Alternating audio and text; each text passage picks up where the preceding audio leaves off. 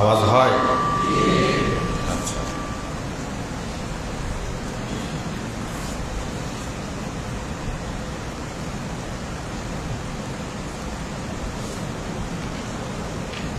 আজকের আলোচ্য বিষয় আমাদের সকলেরই জানা গণতন্ত্র ও খিলাফা। গণতন্ত্রের অর্থ ব্যাখ্যা। গণতন্ত্রকে শরীয়তের দৃষ্টিতে আমরা কিভাবে দেখব, তথা গণতন্ত্রের সাথে ইসলামের সাংঘর্ষিকতা কোথায়,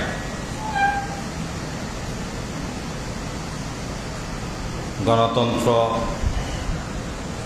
আমাদেরকে কোথায় নিয়ে যাবে, গণতন্ত্রের রাজনীতি যারা করে তাদের বিধান কি হবে, তাদেরকে কোন দৃষ্টিতে আমরা দেখব, ইত্যাদি বিষয়। খেলাফা অর্থ কি? খেলাফা প্রতিশ্রুত নাকি আদিষ্ট? খেলাফা আমাদের উপর খেলাফার বিষয়ে চেষ্টা করা, মেহনত করা, খেলাফা প্রতিষ্ঠা করার জন্য কাজ করা, এটা আবশ্যকীয়, ওয়াজিব, ফরজ কিছু কি, এমন কিছু কিনা, এই কয়েকটা বিষয় নিয়ে আলোচনা। খুব বেশি ব্যাখ্যা করার সময় হবে না। প্রথমেই আমরা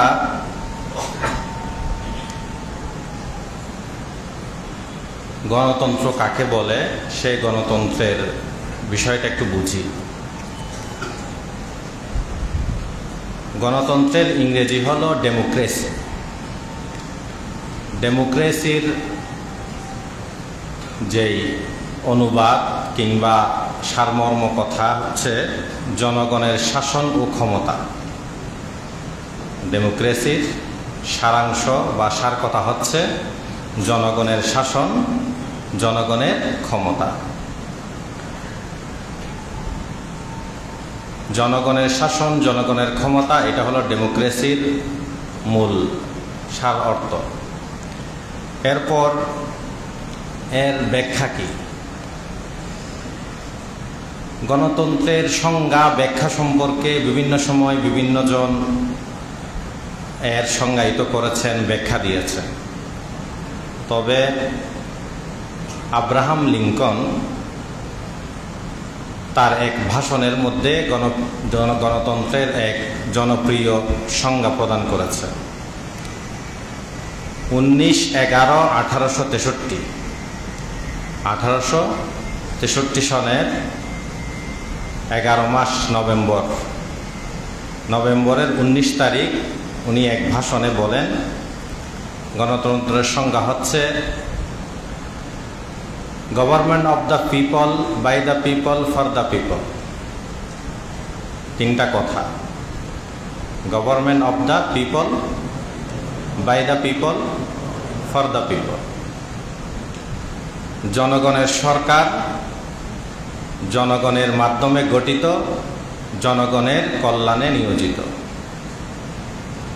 গভর্নমেন্ট অফ দ্য পিপল মানে জনগণের সরকার, বাই দ্য পিপল জনগণের মাধ্যমে, জনগণের ভোট ইত্যাদির মাধ্যমে আর কি গঠিত হয়।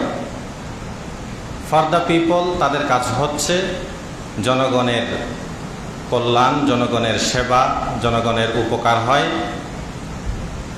এ জাতীয় কাজ করা। এটা পরবর্তীতে খুবই প্রচার প্রসার হয় এবং এটা সবার কাছেই গ্রহণযোগ্য হয়।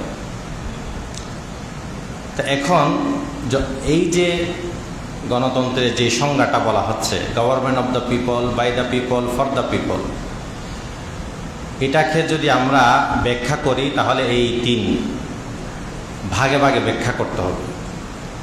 শরীয়তের বিধানকে বোঝার জন্য এগুলোর অর্থ এবং শরীয়তের সাথে সাংঘর্ষিকতা কোথায়, মিল কতটুকু, অথবা হারাম না কুফর কেমন হবে ইত্যাদি, এগুলো বোঝার জন্য ভাগ ভাগ করে বুঝতে হবে। গভর্নমেন্ট অফ দ্য পিপল, জনগণের সরকার। তো জনগণের সরকার মানে ওই যে দ্বিতীয় অংশ বুঝতে হবে, জনগণের ভোটের মাধ্যমে যে সরকার গঠিত হয় সেই সরকারকে কি বলতেছে? জনগণের সরকার। এখন প্রসেসটা কি? প্রসেস হচ্ছে মানুষ তার যেই আমাদের দেশের কথাটা বলতেছি আর কি, অন্য দেশে আবার ভিন্ন রকম আছে গণতন্ত্রের রূপ বা ভোট প্রদানের পদ্ধতি ভিন্ন।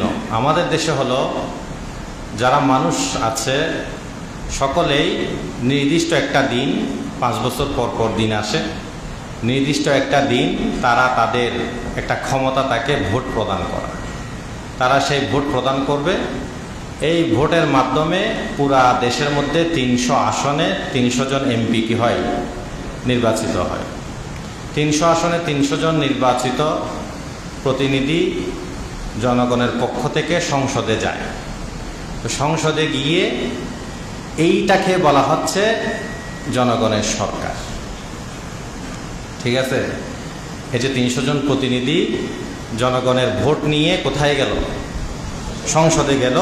তো এটাকেই তারা বলতে চাচ্ছে যে আপনার জনগণের সরকার। তো এখন ওনাদের বক্তব্য অনুযায়ী জনগণ যা চাইবে তাই করবে, এটা ওনাদের বক্তব্য, বাস্তবতা ভিন্ন। জনগণ যা চাইবে তা করবে, সেটা কতটুকু হয় সেটা আমি পরে বলছি। তো এখন 300 জন এমপি যখন সংসদে যায়, যাওয়ার পর এখন তাদের ক্ষমতা অনুযায়ী তারা যা ইচ্ছা তা করতে পারবে। এখানে কোনো ধরনের বাধা, কোনো ধরনের রেস্ট্রিকশন, কোনো ধরনের কোনো কিছুর পাবন হওয়া, অনুসরণ করা, এগুলো কারোর জন্যই জরুরি না। বরং তারা যা ইচ্ছা, যে ধরনের ইচ্ছা আইন কানুন প্রণয়ন করতে পারবে এবং সে অনুযায়ী দেশ চালাতে পারবে, দেশে প্রয়োগ করতে পারবে। এটা হলো এই গভর্নমেন্ট অফ দ্য পিপল তথা জনগণের সরকারের কাজ। ঠিক আছে? তো এখানে ইসলামের সাথে সাংঘর্ষিকতা কোথায়, প্রথমে সেটা বলি, এরপর এর বাস্তবতা কি আসলে এমন কিনা সেটা পরে বলি। ইসলামের সাথে সাংঘর্ষিকতা হচ্ছে জনগণের সরকার। জনগণের যখন সরকার হয়েছে তারা, তো এখন তারা চাইলে যা ইচ্ছা তা করতে পারবে। এজন্য কথায় কথায় বলে আমরা জনগণের ম্যান্ডেট নিয়ে কোথায় এসেছি? সরকারে এসেছি, সংসদে এসেছি। ঠিক আছে? তো এখন আমরা যে কোনো আইন, যে কোনো কিছু চাইলে করতে পারব। ফলে তারা এখন যে কোনো ধরনের আইন প্রণয়ন করবে, সেখানে আপনার কোরআন হাদিসের সাথে সাংঘর্ষিক কিনা সেটা কোনোভাবেই দেখার বিষয় না। কারণ বাংলাদেশের যে সংবিধান আছে সেই সংবিধানে স্পষ্ট করে লেখা আছে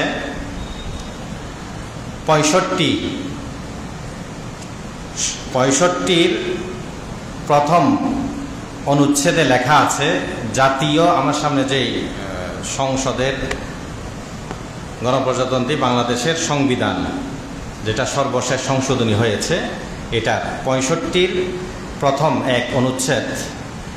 এখানে লেখা আছে প্রথম পরিচ্ছেদে যে জাতীয় সংসদ নামে বাংলাদেশের একটি সংসদ থাকিবে এবং এই সংবিধানের বিধানাবলী সাপেক্ষে প্রজাতন্ত্রের আইন প্রণয়ন ক্ষমতা সংসদের উপর ন্যস্ত হইবে। কি বোঝা গেল? প্রজাতন্ত্র মানে জনগণ আর কি। জনগণের ব্যাপারে যে আইন প্রণয়ন করা, সেই আইন প্রণয়নের যে ক্ষমতা, এই ক্ষমতাটা কাদের কাছে থাকবে? সংসদ সদস্যদের উপর থাকবে। এখন সংসদ সদস্যরা যে কোনো ধরনের তারা কি করতে পারবে? আইন বানাতে পারবে। এখানে কোনো ধরনের তাদের কি নাই? বাধা নেই। কেন? কারণ হচ্ছে সংবিধানের এই সপ্তম এক অনুচ্ছেদে লেখা আছে প্রজাতন্ত্রের সকল ক্ষমতার মালিক জনগণ। প্রজাতন্ত্রের সকল ক্ষমতার মালিক হলো কি? জনগণ। এর অর্থ হচ্ছে মানে এই যে দেশ আছে, দেশের মধ্যে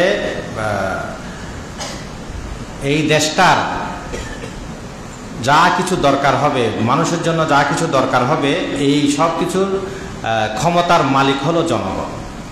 তো এই জনগণ এখন যেহেতু সব কিছুর ক্ষমতার মালিক, তো ওই ক্ষমতাটা তারা ভোটের মাধ্যমে ক্ষমতাটা অর্পণ করেছে কাদেরকে? সংসদ সদস্যদেরকে। এখন সংসদ সদস্যরা এই ক্ষমতাটা পেয়ে এখন যা ইচ্ছা তা, যে ধরনের ইচ্ছা সে ধরনের আইন তারা কি করতে পারে? প্রণয়ন করতে পারে। ফলে দেখবেন তাদের সামনে কোনো ধরনের ধরা বাঁধা, কোনো ধরনের নিয়ম নেই। তারা যে কোনো ধরনের আইন প্রণয়ন করতে পারবে, চাই সেটা কোরআন হাদিসের সাথে সাংঘর্ষিক হোক অথবা না হোক। বুঝাচ্ছে কথা? শুধু তাই না, সপ্তম এক অনুচ্ছেদের পর দ্বিতীয় অনুচ্ছেদে লেখা আছে যে এই সংবিধান প্রজাতন্ত্রের সর্বোচ্চ আইন। এই সংবিধান প্রজাতন্ত্রের কি? সর্বোচ্চ আইন।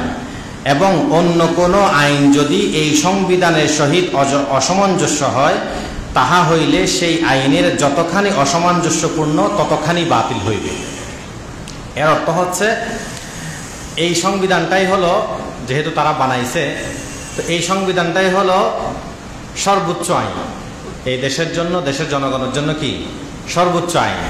এটার সাথে অন্য যা কিছু হোক, চাই সেটা কোরআন হাদিস হোক, অন্য কিছু হোক, এটার সাথে যদি সাংঘর্ষিক কোনো কিছু হয়, অসামঞ্জস্য হয়, তাহলে যেই পরিমাণ অসামঞ্জস্য হবে সেই পরিমাণ এটা বাতিল হবে না, বরং কোনটা বাতিল হয়ে যাবে?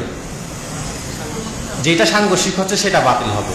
চাই সেটা আল্লাহর আইন হোক, চাই সেটা কোরআনে থাকুক, চাই সেটা হাদিসে থাকুক, যেভাবে সেটা বাতিল হয়ে যাবে, এটা কিছু হবে না। এখন মুসলমানদের, ইসলাম ধর্মের বক্তব্য অনুযায়ী মুসলমানদের বিশ্বাস হচ্ছে সর্বোচ্চ আইন হলো আল্লাহর আইন, সর্বোচ্চ আইন হলো কোরআনের আইন, কোরআন সুন্নাহর আইন, শরিয়া আইন, এটাই হলো সর্বোচ্চ আইন। এটার সাথে অন্য যা কিছু অসামঞ্জস্য হবে, সাংঘর্ষিক হবে, সেটা বাদ যাবে। কোরআন হাদিস থেকে কখনো কি হবে না, কোনো কিছু বেশকম করা যাবে না। কিন্তু এখানে বলা হয়েছে সম্পূর্ণ উল্টা, ঠিক আছে? ফলে এখন কি হয়, তারা যদি এখন চায় যে নারী পুরুষ সমান অধিকার একটা আইন, সেটা করতে পারবে, কোনো বাধা নেই। কেন নেই? কারণ তারা এখানে কোরআন হাদিসকে কি বানায় নেয়? সর্বোচ্চ আইন বানায় নেয়, বরং সর্বোচ্চ আইন বানাইছে সংবিধানকে। তো সংবিধানের সাথে এটা কোনো কি না, সাংঘর্ষিক না, অসামঞ্জস্য না।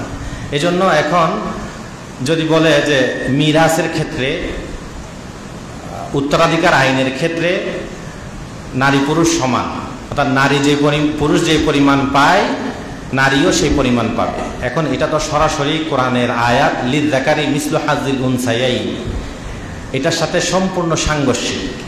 কোরআনের সুস্পষ্ট ভাষ্য, সুস্পষ্ট বক্তব্য হচ্ছে পুরুষ পাবে যতটুকু, তার অর্ধেক পাবে কি নারী। ঠিক আছে? এটা কেন হয়েছে, এমন বিধান কেন দেওয়া হয়েছে, এটা কি নারীদের উপর কি জুলুম করা হয়েছে? নাউজুবিল্লাহ, এগুলো আরেক আলোচনা। এটা কি নারীদেরকে নিচু নামানো হয়েছে, কম দেওয়া হয়েছে, নাকি নারীদেরকে আরো বেশি দেওয়া হয়েছে, অগ্রাধিকার দেওয়া হয়েছে, এটার একটা আলাদা বক্তব্য আছে, সেটা এখন বলার সময় নেই। এই ধরনের আপনি যা ইচ্ছা যে কোনো ধরনের আইন করতে পারবে। এরকম ধরুন আমাদের সংসদে একটা আইন আছে, সেটা হচ্ছে কোনো ফাঁসি দণ্ডপ্রাপ্ত আসামি যদি তাকে যদি ফাঁসির দণ্ড দেওয়া হয়, তাহলে সে চাইলে রাষ্ট্রপতির কাছে প্রাণ ভিক্ষা চাইতে পারবে। আছে না? রাষ্ট্রপতির কাছে প্রাণ ভিক্ষা চাইতে পারবে। রাষ্ট্রপতি যদি সেই প্রাণ ভিক্ষা মঞ্জুর করে নেয়, প্রাণ ভিক্ষা দিয়ে দেয়, তাহলে তার দণ্ড মওকুফ, সে ফাঁসি থেকে বেঁচে যেতে পারবে। এটাও কোরআনের হাদিসের আইনের সাথে সম্পূর্ণ সাংঘর্ষিক। কারণ কোরআন হাদিসের আইন অনুযায়ী ক্ষমা করতে পারবে কে? যারা ওয়ারিস, যারা অর্থাৎ যে খুন হয়েছে, হত্যা হয়েছে, তার যারা ওয়ারিস, ঠিক আছে, সেই ওয়ারিসরা চাইলে কি করতে পারে? ক্ষমা করতে পারে। সে ওয়ারিস ছাড়া অন্য কেউ ক্ষমা করার কি নাই, সুযোগ নেই। তো এখানে ওয়ারিস কি বললো না বললো কোনো কিছু ভ্রুক্ষেপ করা হবে না, বরং রাষ্ট্রপতি কি বলে সেটা দেখা হবে। তো রাষ্ট্রপতির প্রাণ ভিক্ষায় সে বেঁচে যেতে পারবে, যদিও সে প্রকাশ্যে দিবালোকে খুন করবে। আর রাষ্ট্রপতি যদি প্রাণ ভিক্ষা না দেয় তাহলে মরে যেতে হবে, যদিও সেটা প্রকাশ্য দিবালোকে হয়নি, কোনো ধরনের গোপনীয়তা ছিল বা অস্পষ্টতা রয়েছে, এরপরও রাষ্ট্রপতি যদি কি দেয়, প্রাণ ভিক্ষা না দেয়, তাহলে ফাঁসি কাষ্ঠে ঝুলতে হবে। যা হোক, এখানে আমার যে বিষয়টা সেটা হলো এই যে কোরআনের আইনের সাথে সাংঘর্ষিক আইন আছে। কেন আছে? কারণ হলো যে তারা বলে দিয়েছে এই কথা যে প্রজাতন্ত্রের সকল ক্ষমতার মালিক জনগণ, সেই ক্ষমতা অর্পণ করেছে সংসদ সদস্যদেরকে, সেই সংসদ সদস্যরা মিলে এই আইনগুলো বানিয়েছে, এজন্য কোনো সমস্যা নেই, যে কোনো আইন তারা এভাবে কি বানাতে পারবে। এভাবে ধরেন মদের লাইসেন্স দেওয়া, মদ হারাম, জেনা ব্যভিচার হারাম, পতিতাবৃত্তি হারাম, এগুলো কোরআন হাদিসের সুস্পষ্ট বিষয়। এখন চাইলে সংসদ সদস্যরা কি করতে পারে? মদের লাইসেন্স দিতে পারে, পতিতাবৃত্তির লাইসেন্স দিতে পারে, বৈধতার লাইসেন্স দেয়। তো যে জিনিসটা আল্লাহ হারাম করেছে সেটা বৈধ করার কারো সুযোগ আছে? ঠিক আছে। তো এইভাবে তাদের সামনে যেহেতু কোনো বাধা নেই, বরং সর্বোচ্চ আইন হলো এই সংবিধানটাই, এই জন্য তারা যেমন ইচ্ছা তেমন আইন করবে, আর এই সুযোগটা তারা নিজেদের মধ্যে রেখে দিয়েছে। তো এটা হলো সম্পূর্ণ একটা কুফরি বিষয়। এটা কি সম্পূর্ণ কুফরি বিষয়? হারাম তো আছেই, সম্পূর্ণ কুফরি বিষয়। কেন? কারণ আল্লাহর আইনকে চ্যালেঞ্জ করা এবং আল্লাহর আইনকে চ্যালেঞ্জ করে অন্য আইন করে সবাইকে মানতে বাধ্য করা, সবাইকে এই আইন মানতে বাধ্য করা। এখানে একটা বিষয় বুঝবেন, একটা হলো আপনি হারাম করতেছেন, ঠিক আছে, এই হারামের কারণে আপনি কি হবেন না? কাফের হবেন না। আপনি একটা কবিরা গুনাহ করতেছেন, সেই কবিরা গুনাহের কারণে আপনি কি হবেন না? কাফের হবেন না, যদি এটাকে হালাল মনে না করেন, বরং গুনাহ মনে করেই করেন, ঠিক আছে। আর যদি এটাকে যদি গুনাহই মনে না করে, এটাকে যদি বৈধ মনে করে, যদি মনে করে যে আল্লাহ যেমন আইন দিতে পারে, নাউজুবিল্লাহ, আমি সংসদ সদস্যরা যদি মনে করে আমরাও পারি এই ধরনের আইন বানাতে। কেন? কারণ জনগণ হলো দেশের মালিক, সেই জনগণ আমাদেরকে ম্যান্ডেট দিয়েছে, আমরা ক্ষমতায় গিয়েছি, তো এই জন্য আমরা আইন বানাতে পারবো। কেন পারবো না? আমরা তো আর এমনি আসিনি। এরকম যদি তারা মনে করে, তাহলে এটা হলো কুফরি। এটা হলো কি? কুফরি বিষয়। কারণ আল্লাহ আইনদাতা, বিধানদাতা, আর অন্য কেউ আইনদাতা বিধানদাতা হতে পারে না, বরং অন্যরা হলো আইনকে প্রয়োগকারী। আমি এখানে একটা সংক্ষেপে আপনার শরীয়ত, ইসলামী রাষ্ট্র বা খেলাফত, ইমারাত, এগুলোর মাঝে আর গণতন্ত্রের মাঝে পার্থক্য তুলে ধরতেছে। খুব সংক্ষেপে এটা মনে রাখবেন ভালো করে। গণতন্ত্রের মধ্যে হলো রাষ্ট্র, তারাই আইনদাতা, বিধানদাতা এবং নিজেরাই আইনের ব্যাখ্যাদাতা, নিজেরাই আবার সেই আইনের প্রয়োগকর্তা। তিনটা গণতন্ত্রের মধ্যে কি? নিজেরাই আইন প্রণয়ন করবে রাষ্ট্র, তথা রাষ্ট্রের যারা কর্ণধার থাকে, যারা দায়িত্বপ্রাপ্ত থাকে, তারা নিজেরাই আইন প্রণয়ন করে, নিজেরাই আবার এটার ব্যাখ্যা দরকার হলে কোর্ট থেকে ব্যাখ্যা নিবে, হাইকোর্ট থেকে, বিচারক থেকে ব্যাখ্যা নিবে, আদালত থেকে ব্যাখ্যা নিবে। এগুলো সব রাষ্ট্রের কাজ, রাষ্ট্রের বিভিন্ন অঙ্গ আর কি।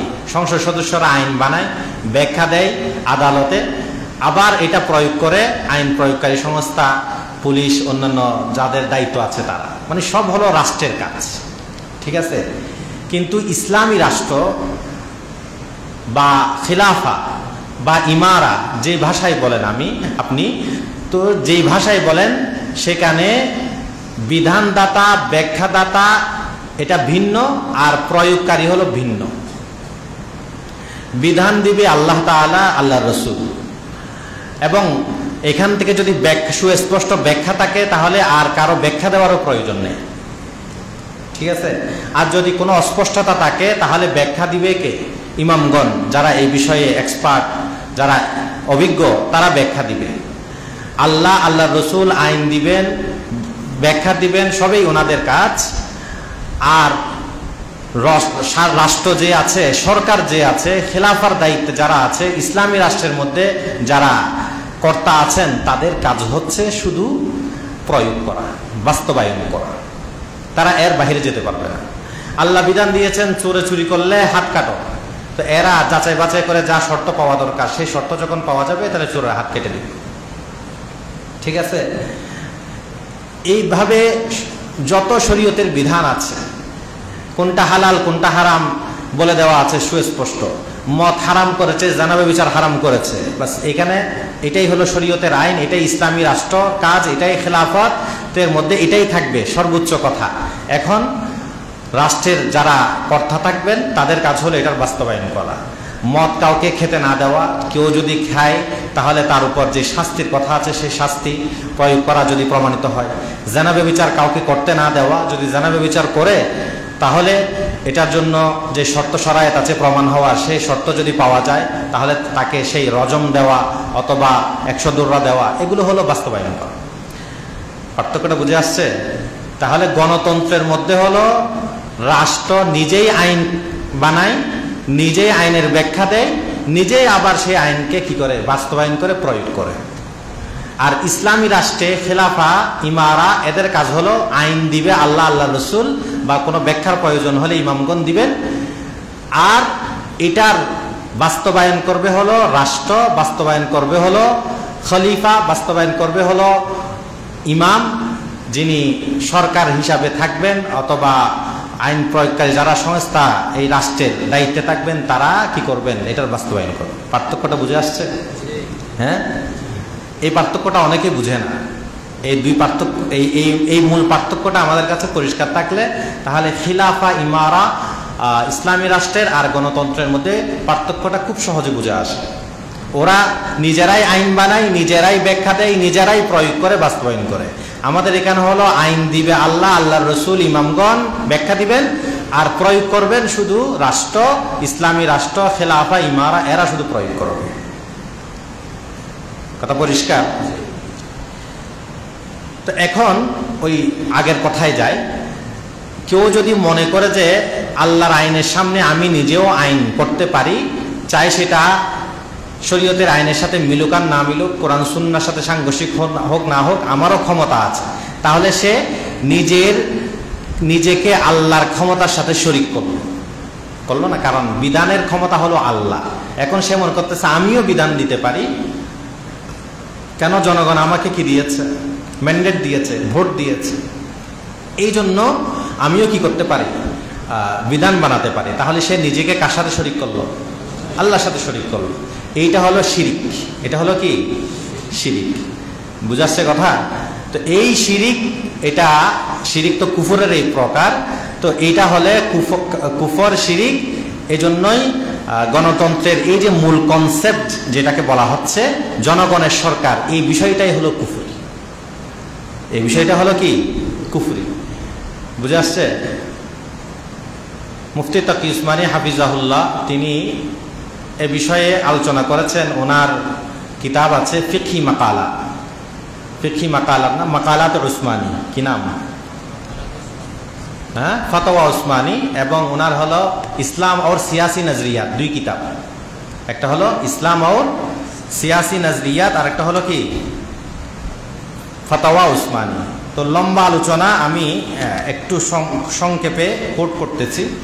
তিনি ইসলাম और सियासी नजरियत किताबें लिखे, जमहूरियत में आवाम खुद हाकिम होते हैं, जमहूरियत में आवाम खुद हाकिम होते हैं, किसी इलाही कानून के पाबंद नहीं, तो वो खुद फैसला करेंगे क्या चीज अच्छी है या बुरी। গণতন্ত্রের মধ্যে আওয়ামরা, জনসাধারণরা, মানে দেশের যারা জনগণ থাকে, এরা নিজেরাই হলো শাসন ক্ষমতার মালিক। किसी इलाही कानून के पाबंद नहीं, তারা কোনো আল্লাহ প্রদত্ত আইন, কোরআন সুন্নাহ আইন, ঐশী বিধানের তারা কি নয়, পাবন নয়। তাদের কাছে এটার অনুসরণ করার কোনো আবশ্যকীয়তা, বাধ্যবাধকতা নেই। ফলে তো ও খুদ ফেসলা করেঙ্গে কে ক্যা চিজ আচ্ছি হে ইয়া বুরি। এজন্য তারা নিজেরাই সমাধান দিবে কোন জিনিসটা ভালো, কোন জিনিসটা খারাপ। তারা যদি মনে করে যে না, মদ খাওয়া মানুষের জন্য প্রয়োজন আছে, কিছু মানুষের দরকার আছে, এজন্য মদের লাইসেন্স দেয়। পতিতাবৃত্তি করার সুযোগ কিছু মানুষকে দেওয়ার দরকার আছে, সেজন্য দেয়। বুঝাচ্ছে? এরকম রাষ্ট্রপতি যেহেতু দেশের সর্বোচ্চ কি, একটা দেশের সর্বোচ্চ ব্যক্তি গণনা করা হয় কাকে? রাষ্ট্রপতিকে। তো এই রাষ্ট্রপতি যেহেতু সর্বোচ্চ ব্যক্তি, তো তাকে সম্মান করার জন্য এই প্রাণ ভিক্ষার এই ক্ষমতাটা দেওয়া হয়েছে। তো এটাকে তারা ভালো মনে করতেছে, কিন্তু কিসি ইলাহি কানুনকে পাবন্দ নেই, যেহেতু তারা ঐশী বিধান, আল্লাহর বিধান, কোরআন সুন্নাহর বিধানের পাবন্দ না, বাধ্যবাধকতা নেই, এজন্য রাষ্ট্রপতিকে এই ক্ষমতা দিয়ে দিচ্ছে। যদি আল্লাহর আইনের বিধানের বাধ্যবাধকতা থাকতো, তাহলে তো তারা অবশ্যই এই ক্ষমতা কখনো ওয়ারিসদের থেকে নিয়ে কাকে দিত না? রাষ্ট্রপতিকে দিত না। বুঝাচ্ছে কথা? এটা হলো ওনার ইসলাম और সিয়াসি নজরিয়াত কিতাবে। উনি ফতোয়া ওসমানীতে লম্বা আলোচনা করেছেন। সেখানে তিনি লেখেন, मगरिबी जमहूरियत जिसकी बुनियाद आवाम की हुक्मरानी के तसव्वुर पर है, इस्लाम के कतई खिलाफ है। পশ্চিমা যে গণতন্ত্র, যার ভিত্তি হলো আওয়াম কি হুকুমরানি। আওয়াম কি হুকুমরানি হলো জনগণের শাসন ক্ষমতা। ওই যে ডেমোক্রেসি শুরুতে বলেছি, ডেমোক্রেসি মানি হলো কি? জনগণের শাসন ক্ষমতা। এই আওয়াম কি হুকুমরানি কে তসव्वुर पर है, इस्लाम के कतई खिलाफ है। এটা ইসলামের অকাট্যভাবেই সাংঘর্ষিক, ইসলামের বিরোধী। क्योंकि इस्लाम की बुनियाद अल्लाह की हाकिमियत आला के अकीदे पर है। কারণ ইসলামের ভিত্তি হচ্ছে আল্লাহ হলো সর্বোচ্চ অথরিটি, আল্লাহ হলো সর্বোচ্চ আইনদাতা, আল্লাহ হলো সবকিছুর মূল কেন্দ্রবিন্দু। যেটা আল্লাহ বলেছেন, ইনিল হুকমু ইল্লা লিল্লাহ, এটাই হলো হাকিমিয়তে আলা। তার মানে সর্বোচ্চ আইন হবে আল্লাহর আইন, তার সাথে অন্য যত সংবিধান হোক আর যত বড় রাষ্ট্রই হোক, অন্য কারো কথা হোক, সেটা যদি সংঘর্ষ হয়, অসামঞ্জস্য হয়, তখন সেই সংবিধান বাতিল হবে, সেই ব্যক্তির কথা বাদ যাবে, কিন্তু আল্লাহর আইন, কোরআনের কথা কখনো বাদ যাবে না, কখনো পরিবর্তন হবে না।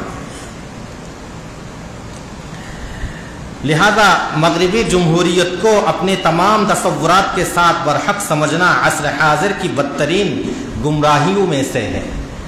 কাজেই তিনি বলেন যে পশ্চিমা গণতন্ত্রকে তার যেই অনুষঙ্গ আছে, তার যেই চিন্তা চেতনা, তার যে ভাবনা আছে, আরো এই সম্পর্কে ব্যাখ্যা আছে, যা কিছু আছে, এগুলাকে যদি আপনি বরহক, সত্য মনে করেন, হক মনে করেন, এটা হলো এই যুগের, বর্তমান যুগের সবচেয়ে মারাত্মক गुमराही भ्रष्टता। एरपर তিনি বলেন, और ऐसी लोगों को शरई तौर पर गुमराह कहा जाएगा, और अगर कोई शख्स इस तफसील के साथ मगरिबी जमहूरियत को बरहक समझे, तबे हाँ, क्यों যদি এই ব্যাখ্যা, কোন ব্যাখ্যা, যে पार्लियामेंट अगर कोई कानून कुरान करीम के किसी सरीह हुक्म के खिलाफ नाफिज कर दे तो माअज़ल्लाह पार्लियामेंट का कानून ही बरहक होगा, तो ऐसा एतकाद कुफर है। पार्लियामेंट যদি এমন কোনো নিয়ম করে, কানুন করে, আইন করে, যেটা আল্লাহর আইনের খেলাফ হয়, ঠিক আছে, তো খেলাফ হলে এরপরও পার্লামেন্টের যে বিধান আছে সেই বিধানটাই হবে সত্য, সেই বিধানটাই হবে প্রযোজ্য, এমন যদি কেউ মনে করে, তাহলে এটা হলো কুফর। लेकिन अगर कोई शख्स पार्लियामेंट के फैसलों को कुरान व सुन्नत के ताबे करार दे तो उसको कुफर या गुमराही नहीं कह सकते। তবে হ্যাঁ, কেউ যদি মনে করে যে আমরা গণতন্ত্রকে মানি, পার্লামেন্টকে মানি, সংসদকে মানি, এই পর্যন্ত মানি যতক্ষণ পর্যন্ত কোরআন সুন্নাহর বিধানের কি হবে না, বিপরীত হবে না, ততক্ষণ পর্যন্ত পার্লামেন্টের আইন, সংবিধানের আইন সবসময় কোরআনের অনুগামী হবে, কোরআনের সাথে সাংঘর্ষিক কোনো কিছু করতে পারবে না।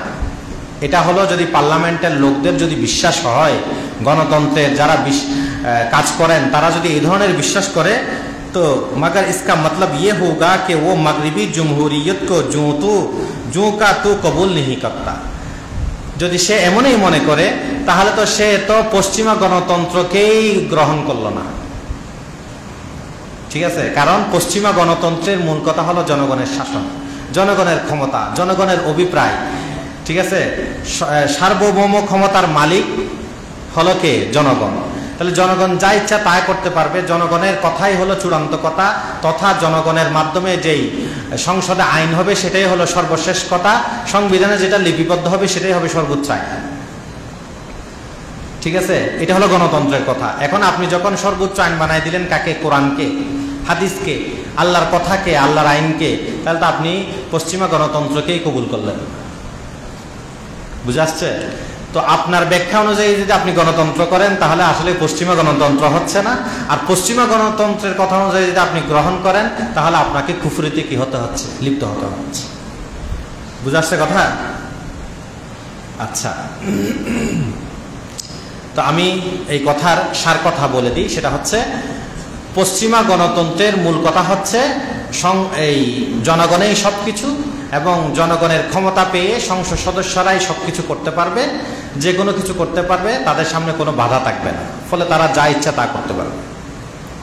ঠিক আছে, এবং তারা নিজেরাও যদি হারাম করে তাও পারবে, এবং জনগণকেও যদি কোনো একটা হারাম কাজ করতে বাধ্য করে তাও পারবে।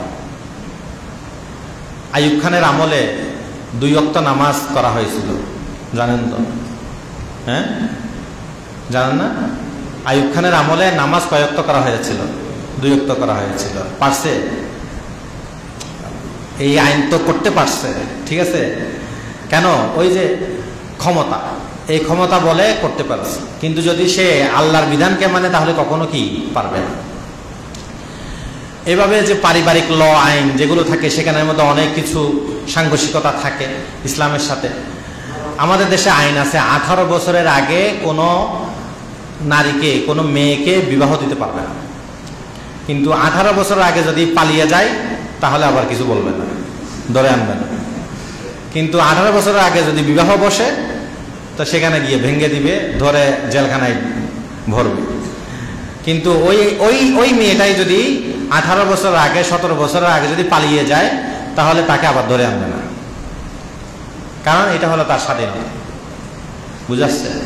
তো এইগুলো হচ্ছে ইসলামের সাথে কি সাংঘর্ষিকতা। এই ধরনের যত কিছু সম্ভব হয় সব কিছু হলো এই গণতন্ত্রের কারণেই হয়। বুঝাচ্ছে? তাহলে এই গণতন্ত্রের প্রথম যে বিষয়টা আছে, গভর্নমেন্ট অফ দ্য পিপল, সেটা হলো সম্পূর্ণ এই জনগণের সরকার বলে একটা সাংঘর্ষিকতা তৈরি করা হয়েছে। যদি খিলাফত হয়, যদি ইসলামী রাষ্ট্র হয়, তখন সে কি হয় না, জনগণের সরকার হয় না, বরং সরকার হয় আল্লাহর বিধান বাস্তবায়নের প্রতিনিধি। সরকার কি হয়? আল্লাহর বিধান বাস্তবায়নের কি প্রতিনিধি। বুঝে আসছে? সরকারের কাজ হবে আল্লাহর বিধান বাস্তবায়ন। আল্লাহ যা বলে রাখছেন কোরআনের মধ্যে, হাদিসের মধ্যে, যা অকাঠ্যভাবে প্রমাণিত এবং ইমামগণ ইস্তিহাদ করে যা মোটামুটিভাবে বলে রাখছেন, এগুলো হলো সরকারের কাজ, হলো এগুলাকে কি করা? বাস্তবায়ন। এখন জনগণের সরকার হওয়া আর একটা হলো আল্লাহর আইনে কে বাস্তবায়নের প্রতিনিধি হওয়া, দুটা কি এক? আল্লাহর আইন বাস্তবায়নের যে প্রতিনিধি হবে সে হলো আল্লাহর আইনের বাইরে যেতে পারবে, আর যে জনগণের সরকার হবে সে জনগণ যা বলবে বা জনগণের ক্ষমতা বলে সে যা ইচ্ছা তা করতে পারবে। পার্থক্য বুঝে আসতেছে? তো খলিফা যে হয়, খেলাফত যেখানে হয় বা ইসলামী রাষ্ট্র যেখানে হয়, সেখানে কাজ হলো আল্লাহর আইনকে বাস্তবায়ন করার জন্য তারা শুধু জাস্ট প্রতিনিধি হবে, এখানে তাদের নিজস্ব কোনো কিছু করণীয় থাকবে না। হ্যাঁ, এখানে আরেকটা বিষয় আমি পরিষ্কার করি, সেটা হলো কিছু বিষয় আছে যেগুলো কোরআন হাদিসে নাই, কোরআন হাদিসে এই সম্পর্কে কোনো মানা নাই, কোনো স্পষ্টভাবে কোনো কিছু বলা নেই, বরং মানুষের প্রয়োজনের উপর ছেড়ে দেওয়া হয়েছে। ঠিক আছে, মানুষের প্রয়োজনের উপর কি দেওয়া হয়েছে? ছেড়ে দেওয়া হয়েছে। সেগুলো তারা প্রণয়ন করতে পারবে, সেগুলো তারা বানাতে পারবে। যেমন ধরেন এই যে কোথায় রাস্তা হবে না হবে, চিটাং থেকে ঢাকা যেতে রোড কি 2টা হবে না 3টা হবে? ঠিক আছে, এরকম ট্রাফিক আইনটা কেমন হবে, এই ধরনের যত আইনগুলো বানানো হয় যেগুলো মানুষের নিজাম, ইন্তিজাম, ব্যবস্থাপনা সৌন্দর্য হওয়ার জন্য, ভালো হওয়ার জন্য করা হয়। ঠিক আছে, এগুলো যতক্ষণ পর্যন্ত কোরআন হাদিসের কোনো বিধানের সাথে, আইনের সাথে সাংঘর্ষিক হবে না, ততক্ষণ পর্যন্ত এটা আপনাকে কেউ বাধা দিবে না। এই পর্যন্ত কখনো শুনেছেন কেউ একটা ওভারব্রিজ করতে চেয়েছে আর হুজুররা আন্দোলন করে থামাই দিছে? হ্যাঁ, যমুনা সেতু করতে চেয়েছে, অথবা এখানে একটা ফ্লাইওভার করতে চেয়েছে, কিন্তু হুজুররা আন্দোলন করে থেমে দিয়েছে, এমন কিছু হয়েছে? হয়নি। ঠিক আছে, হুজুররা আন্দোলন কোথায় করছে? যখন নারী পুরুষ সমানাধিকার আইন করেছে। ঠিক আছে, আল্লাহর উপর থেকে আস্থা ও বিশ্বাস সরে দেওয়া হয়েছে, এরকম বিভিন্ন যেগুলো ইসলামের সাথে সাংঘর্ষিক বিধান যখন প্রণয়ন করা হয়েছে, তখন এই হুজুররা আন্দোলন করেছে। কিন্তু এই ধরনের কোনো বিষয়ে কখনো কি করেনি? আন্দোলন করেনি। কারণ এগুলো হলো মানুষের মাসলাহাত, উপকারিতা, সময় উপযোগিতা, বাস্তবতা, এগুলোর উপর শরীয়ত ছেড়ে দিয়েছে। এগুলো নিয়ে আমাদের কোনো আলোচনা নেই। আমাদের আলোচনা হলো যে সমস্ত বিধান কোরআন হাদিসে সুস্পষ্টভাবে আছে, অকাট্যভাবে প্রমাণিত, এবং ইমামগণ ইস্তিহাদের মাধ্যমেও যেগুলোকে সুস্পষ্টভাবে বলে দিয়েছেন, বিশেষ করে ইজমাই বিষয়গুলো, ঐকমত্য বিষয়গুলোতে কারো কোনো দ্বিমত থাকতে পারবে না, এগুলার বিরোধিতা করে কোনো আইন করতে পারবে না, বাস্তবায়নও করতে পারবে না। এই জায়গাটা হলো আমাদের কি আলোচনা বা কথা। ঠিক আছে, কেউ কেউ আছে এই সমস্ত বিষয়গুলো নিয়ে আসে, মানে গণতন্ত্রের বিষয়টাকে হালকা করে দিতে চায়। এটা তো শরীয়তের মধ্যেই বলা আছে। শরীয়তের মধ্যে কিছু বিষয় আছে মামুরাত, কিছু আছে মানহিয়াত, অর্থাৎ কিছু বিষয় আছে আদেশ। আপনি নামাজ পড়বেন, রোজা রাখবেন, হজ করবেন, এগুলো হলো মামুরাত। আর কিছু বিষয় আছে মানহিয়াত, হারাম। আপনি চুরি করবেন না, ডাকাতি করবেন না, ধোঁকাবাজি করবেন না, ব্যবসা বাণিজ্যে 2 নম্বরই করবেন না, ভেজাল করবেন না, ফরমালিন দিবেন না, এই সমস্ত বিষয়গুলো হারামের বিষয়। আর তৃতীয় প্রকার কিছু বিষয় আছে মাসকুত আন, যেগুলো সম্পর্কে শরীয়ত চুপ। ঠিক আছে, তো এইগুলোর ক্ষেত্রে শরীয়তের নীতিমালা হচ্ছে যতক্ষণ পর্যন্ত কোরআন হাদিসের সাথে সাংঘর্ষিক হবে না, ততক্ষণ পর্যন্ত এখানে আপনি যে কোনো সিদ্ধান্ত নিতে পারেন। যখনই কোরআন হাদিসের সাথে যদি সাংঘর্ষিক হয়, তখন সেটা আপনি করতে পারবেন না, অন্যথায় আপনি এটা করার কি পাবেন? সুযোগ পাবেন। তো এই আইনগুলো হলো মাসকুত আনহা, তৃতীয় প্রকার। তো এখানে যদি কোরআনের সাথে হাদিসের সাথে সাংঘর্ষিক কিছু না হয়, আপনি করতে পারেন, এগুলো নিয়ে কোনো কথা নাই। আর এগুলো খুবই কম অংশ। বুঝাচ্ছে কথা? আচ্ছা, গভর্নমেন্ট অফ দ্য পিপল, এই বিষয়টা তো পরিষ্কার হয়েছে যে এখানে তারা জনগণের ক্ষমতা পেয়ে যা ইচ্ছা তা করতে পারবে, যা যা পালন করতে পারবে। এখন আমি বলি, এটা তো আমাদের শরীয়ত সংশ্লিষ্ট বিষয়, কিন্তু যারা আমাদের দেশে গণতন্ত্র দেখেছে, আমাদের দেশে যে গণতন্ত্র চলে, এখানে আসলে জনগণের ক্ষমতা চলে না। ঠিক আছে, এই অতীতের কথা বাদ দেন, এই যে 15-17 বছর যা চললো, এগুলা সব হলো একনায়কতন্ত্র চলেছে। এই একজন মহিলা, একজন নারী, সে যা বলবে, তার যা ইচ্ছা, ঠিক আছে, সেইভাবেই সবকিছু করেছে। সংসদে বলেন, আইনে বলেন, অন্য জায়গায় বলেন, যেভাবে তার যা ইচ্ছা। ঠিক আছে, একনায়কতন্ত্র, কিংবা যদি বলি সে তার বাপ থেকে এসেছে, পিতা থেকে এসে রাজতন্ত্র হিসাবে যা সব। ঠিক আছে, তো এখানে আসলে জনগণের যে ক্ষমতা, সেই ক্ষমতাও নেই। তো এটা হলো গণতন্ত্রের নামে হলো একনায়কতন্ত্র। গণতন্ত্রের নাম হলো কি? একনায়কতন্ত্র। এবং জনগণের যে ক্ষমতা প্রয়োগ, ভোট, সেটারও তো সুযোগ নাই। দিনের ভোট রাতে হয়ে গেছে। ঠিক আছে, মৃত ব্যক্তি এসে ভোট দিয়ে দিছে, এগুলো তো সব জানা কথাই। তো ফলে আপনার বাস্তবতা যে গণতন্ত্র, সেই গণতন্ত্র তো নেই।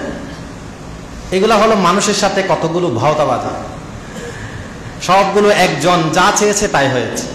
আচ্ছা, এরপর আমি দ্বিতীয় বিষয় যাই, সেটা হলো government of the people by the people. ঠিক আছে, এই যে বাই দ্য পিপল মানে হলো জনগণের ভোটের মাধ্যমে, অর্থাৎ জনগণের অধিকাংশ মেজরিটি বা অধিকাংশ যার পক্ষে ভোট দিবে, তারাই কি হবে? নেতা হবে, সংসদ সদস্য হবে, চেয়ারম্যান হবে, দায়িত্বপ্রাপ্ত হবে, শাসক হবে। ঠিক আছে, যে কি দিবে? ভোট দিবে। ভোটের মাধ্যমে যেই সর্বোচ্চ ভোট পাবে, সেই কি হবে? নেতা হবে।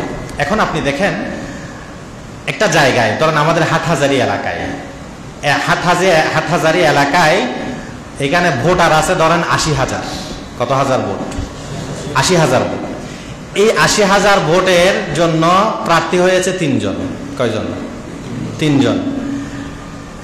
একজন প্রার্থী পেয়েছে 30,000 ভোট, আরেকজন প্রার্থী পেয়েছে 23,000 ভোট, আরেকজন প্রার্থী পেয়েছে 20,000 ভোট। কত গেল? হ্যাঁ, 73,000।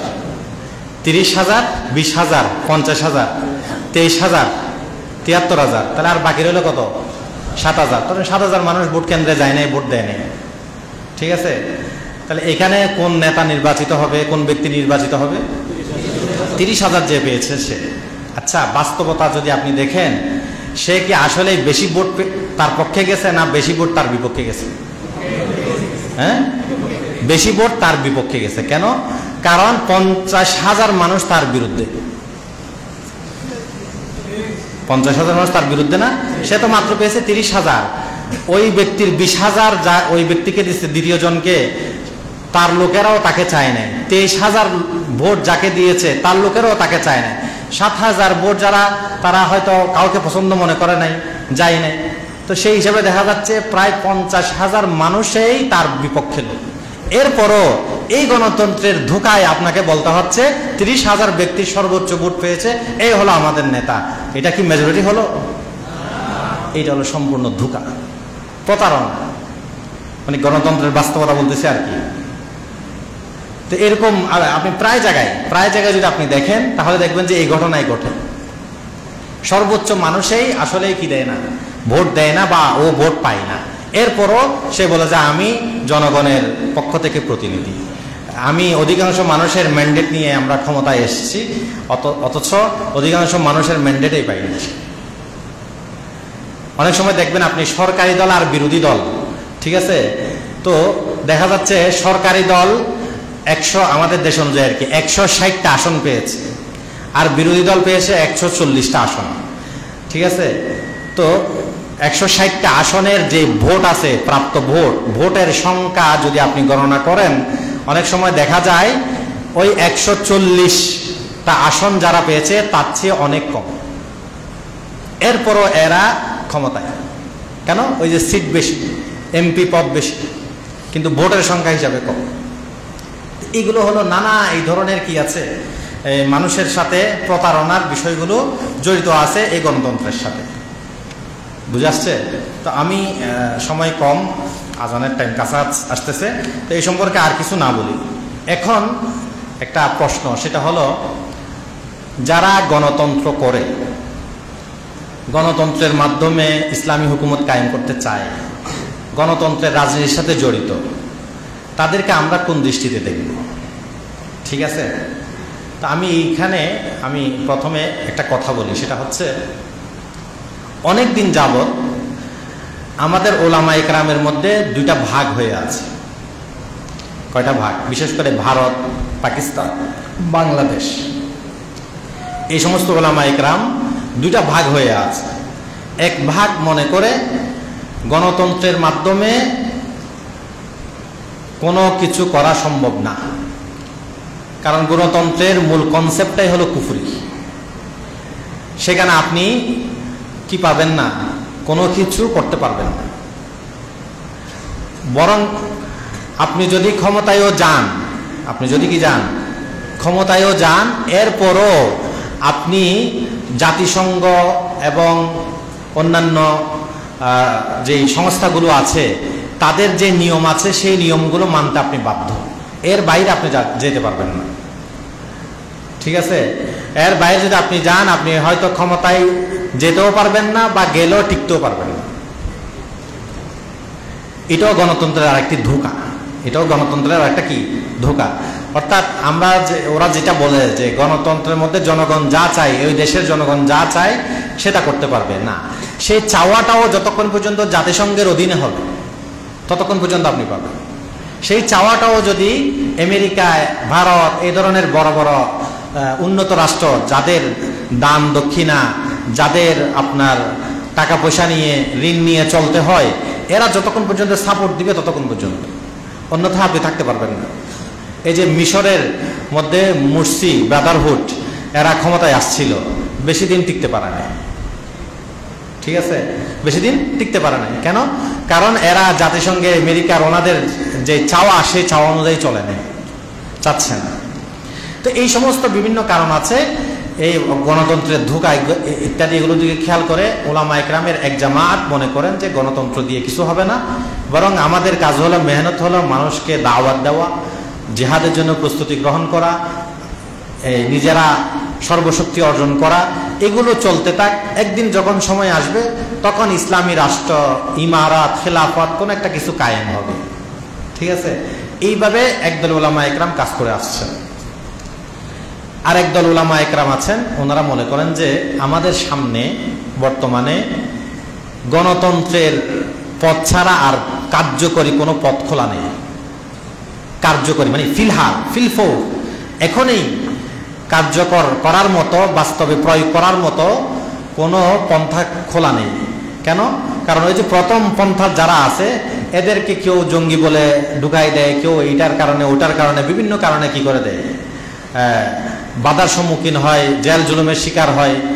তো কার্যকরী যদি কিছু করতে চায় তাহলে রাজনৈতিক দল গঠন করতে হবে, রাজনৈতিক শক্তি অর্জন করতে হবে। এইভাবে আমাদেরকে আস্তে আস্তে আস্তে আস্তে এগিয়ে যেতে হবে এবং অন্যান্য যা শক্তি অর্জন করা এগুলা করবে। এটা মনে করে আমার হাফিজ জুজুর রহমতুল্লাহ আলাই নির্বাচনে দাঁড়িয়েছিলেন, খেলাফত আন্দোলন করেছেন, মুফতি আমিনী সাহেব করেছেন, শেখুল হাদিস আল্লামা আজিজুল হক সাহেব করেছেন, ভারতের মধ্যেও অনেকে আছেন, পাকিস্তানের মধ্যেও আছেন, অনেকে করেন। ঠিক আছে, এখনো যারা ইসলামী রাজনীতির সাথে জড়িত অনেকে আছেন, তারাও এই সমস্ত বিষয় মনে করে তারা এই কাজ করেন। কিন্তু তারা মূল যে আসলে গণতন্ত্রের কনসেপ্টটা হারাম সেটা মনে করেন, বিশ্বাস করেন। ঠিক আছে, এটা মনে করে কার্যকরী হিসাবে এই ধরনের কাজ করতে থাকে। তো এইভাবেই তারা চলে আসছে। বাস ওরা ওদের মতো, প্রথম দল প্রথমের মতো কাজ করতেছে, দ্বিতীয় দলও দ্বিতীয় দলের মতো কি করতেছে, কাজ করতেছে। যদিও নাজায়েজ, হারাম এই ধরনের ফতোয়া চালু আছে, কিন্তু এরপরও কেউ কাউকে খাটো করা অথবা তাকে একেবারে নিম্ন চোখে দেখা, তাদের বিরুদ্ধে জাগরণ তোলা ইত্যাদি এগুলো করতেন না। এইভাবে চলে আসতেছিল। কিন্তু এখন দেখা যাচ্ছে এই দুই দল থেকে আরো দুটি দলের জন্ম হয়েছে। ঠিক আছে, প্রথম দল থেকে একটা দলের জন্ম হয়েছে, তারা বলতে চায় যে গণতন্ত্র যারা করে এরা কুফরি করে, এরা কাফের। ঠিক আছে, কুফরি করে এরা কাফের, কিংবা এরা একবারে জঘন্য কাজে লিপ্ত, গণতন্ত্র দিয়ে কোনোদিন কখনো কিছুই হবে না, পথ হলো একমাত্র এটাই, আমরা যেটা করতেছি সেটাই। মানে এদের মন মানসিকতা নিজেরাই একমাত্র স্বীকৃত, আর অন্যরা যেটা করতেছেন এটা একেবারেই কোনোভাবেই এটাকে মূল্যায়ন করার বা দেখার কোনো সুযোগই নেই। ঠিক আছে, এটা এক দল। দ্বিতীয় দল যারা গণতন্ত্র করে, তাদের মধ্যেও আবার একটা দলের জন্ম হয়েছে। তারা বলতেছে ওই প্রথম দল যারা কাজ করতেছে এরা জঙ্গিপনা করতেছে, এরা কখনো কিছু করতে পারবে না, যা করবে সব মোবাইলে করবে, ফেসবুকে করবে, বাস্তবে এদের কোনো কিছু নেই, কার্যকারিতা নেই। ঠিক আছে, এই ধরনের কথাবার্তাগুলো বলে। এরপর আমরা যে গণতন্ত্রের মেহনত করতেছি এইটা নাউজুবিল্লাহ, বরং এটাই হলো এই যুগের বড় জিহাদ। ঠিক আছে, এই ধরনের কথাবার্তাগুলো বলে আসতেছে।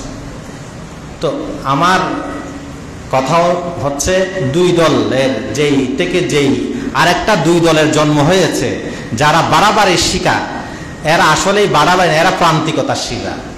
এরা এইভাবে করে পরস্পরের মধ্যে যুদ্ধ লাগিয়ে দিচ্ছে, হিংসা বিদ্বেষ তৈরি করতেছে, একে অপরের সাথে দূরত্ব তৈরি করতেছে।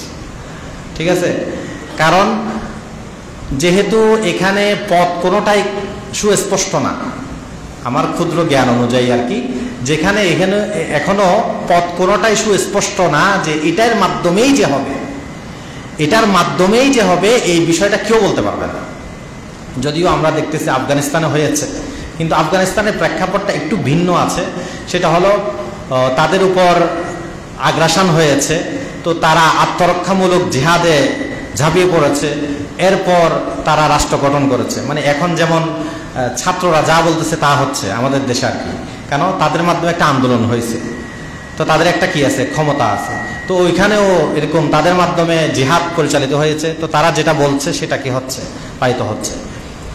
কিন্তু একেবারেই পার্সন অনুযায়ী মেহনত করে এরপর মানুষকে বিশাল অংশ, দেশের বিশাল অংশকে আপনার শরীয়তের আইনকে বুঝিয়ে শরীয়ত অনুযায়ী চলতে হবে, এই কথাটা তাদের ইমানের মধ্যে ঢুকিয়ে দিয়ে প্রস্তুত করে এরপর দেশ কায়েম হয়েছে এমন তো দেখা যায় না। যদিও আফ্রিকা অঞ্চলে কোথায় কোথায় মানে ক্ষুদ্র জায়গায় মনে হয়েছে, মানে এটা খুব উদাহরণ সৃষ্টির মতো মনে হয় না, ঠিক আছে। আবার গণতন্ত্রের মাধ্যমেও কেউ যে কিছু করতে পারছে তাও না।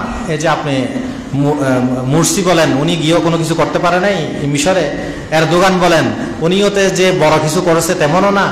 তো খুব বেশি আশা কোনো পক্ষের মধ্যেই খুব বেশি আশা করা যায় না। হ্যাঁ, কারো থেকে কোনো ক্ষেত্রে বেশি কাজ হয়েছে, কারো থেকে কম হয়েছে, এতটুকু তো ঠিক আছে। তো এই জন্য আমি ক্ষুদ্র আমার গবেষণা হিসাবে যেই লাইনে মেহনত করতে চায় করুক, এটা হলো সে তার বুঝ অনুযায়ী, তার ইলম অনুযায়ী, তার অভিজ্ঞতা অনুযায়ী করুক, কিন্তু সীমার মধ্যে থাকতে হবে। শরীয়তের যে একটা সীমা আছে সেই সীমার মধ্যে থাকতে হবে। যেমন কথার কথা, যারা গণতন্ত্রের মেহনত করতেছে তাদেরকে মনে করতে হবে গণতন্ত্রের মূল বিষয়টা কুফরি, এটা নিজেও বিশ্বাস করতে হবে। এবং তাদের যারা কর্মী আছে, তাদের যে বয়ান বক্তব্য আছে, তাদের যে সময় আলোচনার জায়গাগুলো আছে সেখানে স্পষ্ট করে বলতে হবে। কিন্তু এখন দেখা যাচ্ছে যারা গণতন্ত্রের কাজ করে এরা এগুলো বলে না, এরা এই সমস্ত কথাগুলো বলে না যে গণতন্ত্রের মূল বিষয়টা যে কুফরি, এই কথাগুলো স্পষ্ট করে বলে না। এটা হলো একটা বড় ভুল, এটা হলো মানুষের ঈমান আকীদার ক্ষেত্রে বড় আঘাত। ফলে এখন বাংলাদেশ সহ পুরা বিশ্বের মধ্যে মানুষ মনে করছে যে গণতন্ত্রই হলো মুক্তির পথ, গণতন্ত্রের মাধ্যমেই সবকিছু হবে, এই বিষয়টা মানুষ এখন মনে করছে। কিন্তু আসলে গণতন্ত্রের জায়গাটা যে খুবই একেবারেই সীমিত, এটাও যে জাতিসংঘের চাওয়া পাওয়ার উপর অথবা জনগণের অভিপ্রায়ের উপর এবং কোরআন হাদিসের সাথে সাংঘর্ষিক হলেও কিছু বলা যায় না, এই সমস্ত জায়গায় যে সীমাবদ্ধতা আছে এই কথাগুলো তারা বলতেছে না। এজন্য যারা গণতন্ত্রের কাজ করতেছে তাদেরকেও দরকার এই যে গণতন্ত্রের মূল কনসেপ্টটা যে কুফরি, মূল বিষয়টা যে কুফরি, এটা পরিষ্কারভাবে তুলে ধরা। এবং তারা দাওয়াতি কাজ করবে, মানুষকে বুঝাবে যে এটা হলো আমরা সাময়িক কাজ করতেছি, শুধু রাজনৈতিক অঙ্গনে আমাদের শক্তি অর্জন করা। কারণ রাজনৈতিক অঙ্গনে যদি শক্তি অর্জন না হয় তাহলে আপনার কথার কোনো মূল্য নেই। আপনি যে এখন বাইতুল মুকাররমে দাঁড়িয়ে একটা বক্তব্য দিবেন, একটা মিছিল করবেন, যদি আপনার যদি কিছু অনুসারী না থাকে, রাজনৈতিক যদি সক্ষমতা না থাকে, আপনি পারবেন? সহজে পারবেন না, ঠিক আছে। বাংলাদেশে একটা আল্লাহর রহমত হয়েছে, হেফাজতে ইসলামের মতো একটা অরাজনৈতিক দল আছে, তারা হয়তো করতে পারে। তাও কিন্তু সেই হেফাজতে ইসলামের মধ্যেও যারা পরিচালনা করে এটার মধ্যেও অনেক কেউ হলো রাজনীতির সাথে জড়িত, গণতন্ত্রের রাজনীতির সাথে জড়িত, বুঝে আসছে। তো একেবারে নির্ভেজাল যে গণতন্ত্রের রাজনীতি থেকে মুক্ত এমন বলা যায় না। তো এই জন্য দেখা যাচ্ছে গণতন্ত্রের রাজনীতির সাথে জড়িত হওয়ার বড় একটা কারণ রাজনৈতিক শক্তি অর্জন করা, সরকারের পক্ষ থেকে, প্রশাসনের পক্ষ থেকে যাতে সহজে আপনাকে ফু দিয়ে উড়ি ফেলে দিতে না পারে, একেবারে আপনাকে যে কোনোভাবেই মাঠ থেকে আউট করতে না পারে, এই জন্য আপনার একটা সক্ষমতা দরকার। তো এই সমস্ত কাজের দিকে লক্ষ্য করে যখন সরকার ইসলাম বিরোধী কোনো আইন পাশ করবে, কোরআন সুন্নাহ বিরোধী কোনো কিছু বলবে, তখন আপনি একটা মিটিং মিছিল করবেন, এটার জন্য মাঠে নামবেন। এই সমস্ত কাজ তো যারা গণতন্ত্রের রাজনীতি করে তারা পারবে। তো এগুলো লাভগুলো বুঝাবেন এবং গণতন্ত্রের মূল বিষয়টা কুফরি সেটা তুলে ধরবেন। এবং সাথে আমাদের আসল উদ্দেশ্য হলো এই ইমারাত, খিলাফত বা আল্লাহর হুকুম, শরিয়ার আইন, আল্লাহর বিধানেই কায়েম করা, এটাই হলো আমাদের উদ্দেশ্য। এই বিষয়গুলো পরিষ্কার করে জনগণকে বলবেন। এতটুকু যদি হয় তা আমি মনে করি যে এতটুকু করার সুযোগ তাদেরকে দেওয়া উচিত। এটার জন্য তাদের সমালোচনা করা উচিত না। এবং যারা এই সমস্ত কথা বলে যে এটা বড় জিহাদ, গণতন্ত্র এটাই হলো আসল জিহাদ, এই সমস্ত কথা বলে তাদেরকে একেবারে দল থেকে বহিষ্কার করা দরকার। আচ্ছা, এবং এই সম্পর্কে দল থেকে পরিষ্কার বার্তা থাকা দরকার, তাহলে মানুষ যাতে ইসলামের বিধান নিয়ে কোনো ধরনের বিকৃতির সুযোগ না পায়, তাহরিফের সুযোগ না পায়। আর প্রথম দল যারা আছেন তারাও মেহনত করেন, কোনো অসুবিধা নেই। প্রকাশ্যে আপনি মানুষকে বুঝান, বলেন যে আল্লাহর হুকুম কি, শরিয়ার বিধান কি, এই সমস্ত বিষয়গুলো বলেন। এখন যদি আমরা যারা মনে করি যে আপনি কোনোভাবেই ক্ষমতা অর্জন করেছেন, কিন্তু আপনি কি মনে করেন ক্ষমতা অর্জন করে আপনি খুব বেশি দিন ধরে রাখতে পারবেন? কারণ যেখানে শতকরা 80% মুসলমানে এখনো 5 ওয়াক্ত নামাজি না, ঠিক আছে? শরীয়ত কি জিনিস, ইমান কি জিনিস, কুফর কি জিনিস, সেকুলারিজম কি জিনিস, গণতন্ত্র কি জিনিস, লিবারেলিজম, ফেমিনিজম এগুলো কি জিনিস, এগুলো তাদের কাছে পরিষ্কার না। আপনি সেখানে কিভাবে ইসলামী হুকুমত কায়েম করবেন? যখন আপনি দিবেন যে মদ হারাম, এটা হারাম, মহিলাদের পর্দা করতে হবে, পুরুষদের দায় রাখতে হবে, এটা করতে হবে, এটা করতে হবে, তো আস্তে আস্তে আস্তে আস্তে পরে হাসিনার বিরুদ্ধে যেমন ক্ষোভে ফেসে উঠে নামাই দিছে, পালাতে বাধ্য করছে, তখন আপনাদেরকেও আমাদেরকেও এইভাবে নেমে যেতে বাধ্য করবে। ঠিক আছে? তো বাস্তবতা বুঝতে হবে, একটা হলো আবেগ আর একটা হলো বাস্তবতা। এজন্য মেহনত করতে হবে। এটার সামরা হয়তো 20 বছর পর, 30 বছর পর, 15 বছর পর দেখা যাবে। আগামী 10-15 বছর অন্তত পক্ষে বাংলাদেশে ইসলামী রাষ্ট্র, ইসলামী হুকুমত, ইমারত, খিলাফ কোনো কিছু হওয়ার সম্ভাবনা নাই। এটা আপনি লিখে রাখেন, 15-20 বছরে হওয়ার সম্ভাবনা নাই। ঠিক আছে? কারণ এটা আপনার দাওয়াত, আপনি কত পার্সেন্ট মানুষকে তৈরি করতে পারছেন সেটার উপর নির্ভর করবে। যদি আপনি অধিকাংশ মানুষকে যদি বুঝাতে পারেন ইসলামী রাষ্ট্র কি, শরিয়া আইন কি, এই বিষয়টা যদি পরিষ্কার করতে পারেন, এরপর আপনি ক্ষমতায় যেতে পারবেন বা কোনো একটা কিছু অর্জন করতে পারবেন করে, এবং সেটাকেও আপনি ধরে রাখতে পারবেন। অন্যথায় আপনি ধরে রাখতে পারবেন না, কোনোভাবেই গেলেন ধরে রাখতে পারবেন না। 1 মাস 2 মাস পরেই আপনাকে পালাতে বাধ্য করবে বা ক্ষমতা ছাড়তে বাধ্য করবে। ঠিক আছে? এই জন্য আমাদের এখন সব কাজ হলো দাওয়াত। ঠিক আছে? আমাদের ছাত্রদের মধ্যে বা আলেম উলামাদের মধ্যে অনেকে এমন আছে যে গণতন্ত্র কি জিনিস আর শরিয়া আইন কি জিনিস এই বিষয়গুলো পরিষ্কার না। ঠিক আছে? তো এইগুলো আমাদের কাছে আগে পরিষ্কার হওয়া দরকার। এরপর যারা কলেজ, ভার্সিটি, ইউনিভার্সিটি, এই যে যারা আন্দোলনে জড়িত হয়েছে, ঠিক আছে, তো এখানে হাজার হাজার ছেলে, ঢাকা ভার্সিটিতে 40,000 প্লাস বা 35,000-এর উপর মনে হয়, বা 47,000 একজনে বলল ছাত্রছাত্রী পড়ালেখা করে। তো সেখানে মুসলমানদের হার অনুযায়ী আপনি 1-2 হাজার 3 হাজার কি ছাত্রছাত্রী পাবেন যারা আসলেই ইসলামকে বুঝে, শরীয়তকে বুঝে, শরিয়া আইন কি জিনিস বুঝে। বা আপনি যদি আজকে ইসলামী রাষ্ট্র কায়েম করেন, সে যে শরীয়তের বিধান মেনে নিতে বাধ্য হবে, আপনি কি মনে করেন? তো এই সমস্ত লোকদেরকে প্রস্তুত কে করবে?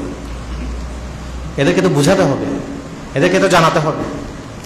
এজন্য আমাদের কাজ হলো যে যে এলাকায় থাকি, যে যে অঞ্চলেই থাকি, যে যেখানেই থাকি, সেখানে আমরা কি করি? মেহনত করি।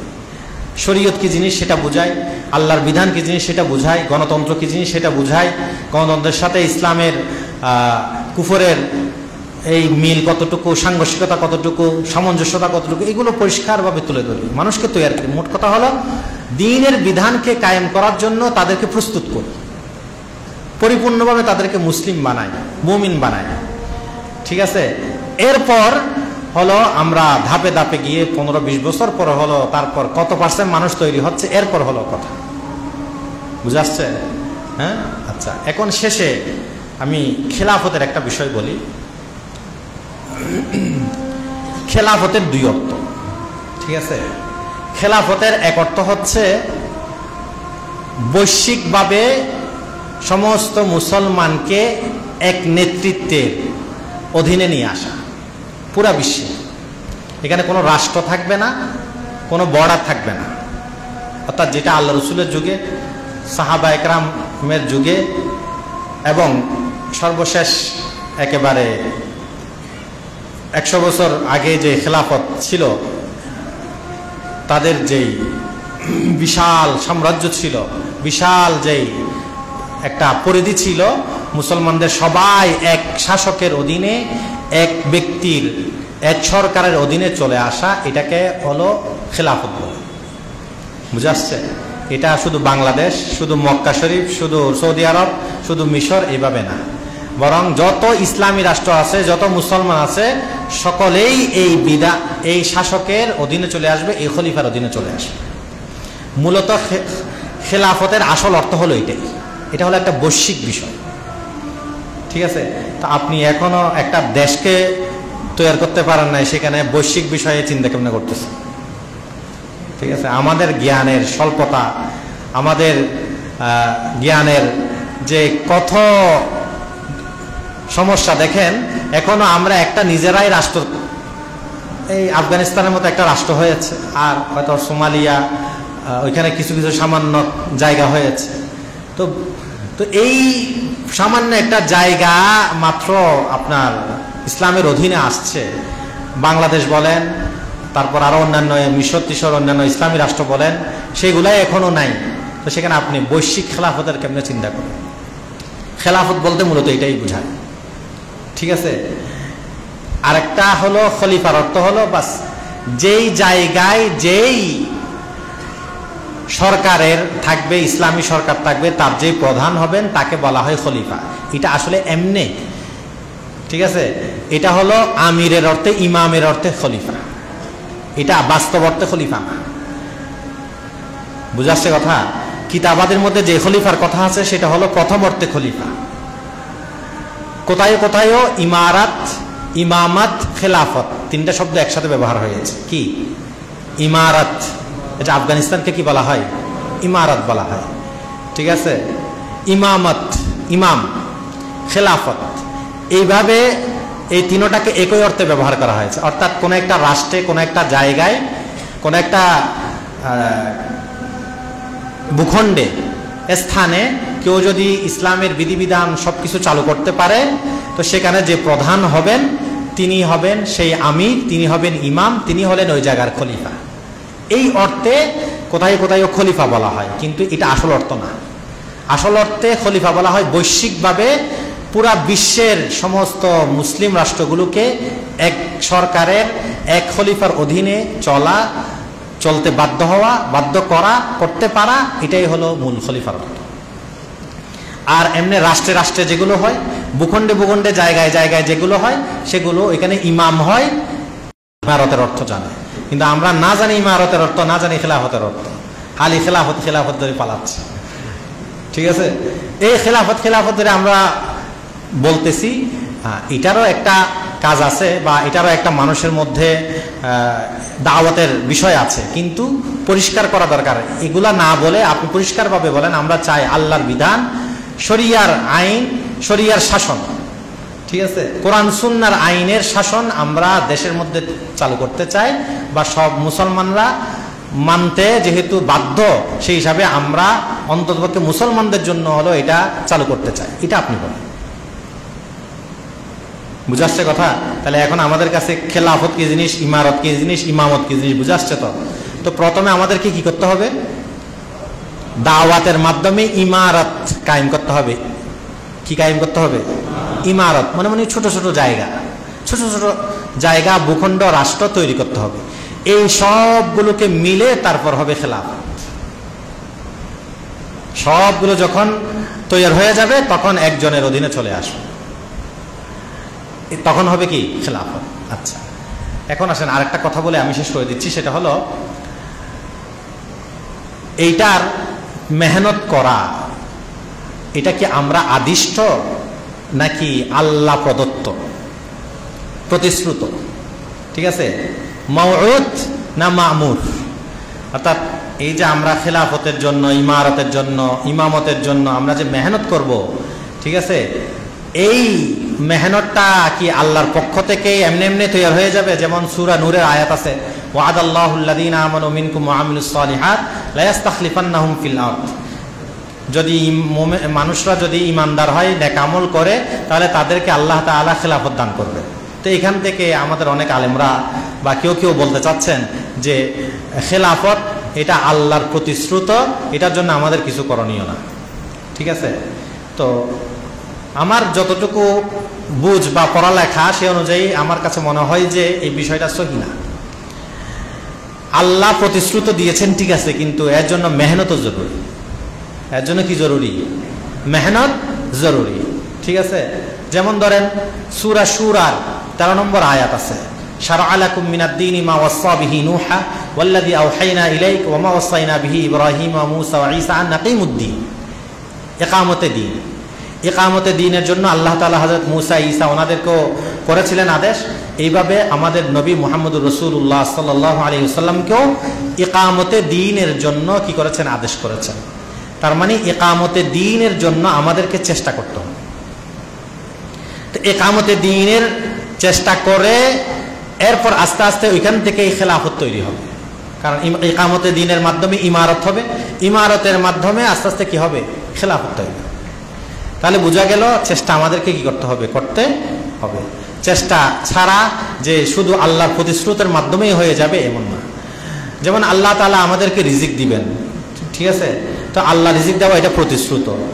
ওয়া'মুর আহলাকা বিস-সালাত ওয়াসতাবির আলাইহা, আল্লাহ বলছেন লা নাসালুকা রিজকা নাহনু নারযুকুক, তুমি নামাজ পড়ো, তোমার আহলকে নামাজ পড়তে বলো, রিজিক আমি দিব। ইন্নাল্লাহু হুয়ার রাজ্জাক, আল্লাহই রিজিক দাতা। এখন আপনি রিজিক আল্লাহ দিবে বলছে, ঘর বসে থাকবেন নাকি মেহনত করতে হবে? মেহনত করতে হবে। এরকম দুনিয়ার বিষয়ে যত কিছু আছে, এমনকি দ্বীনের বিষয়ে সবগুলোতে আমরা দেখতেছি মেহনত এটা জরুরি। বুঝে আসছে?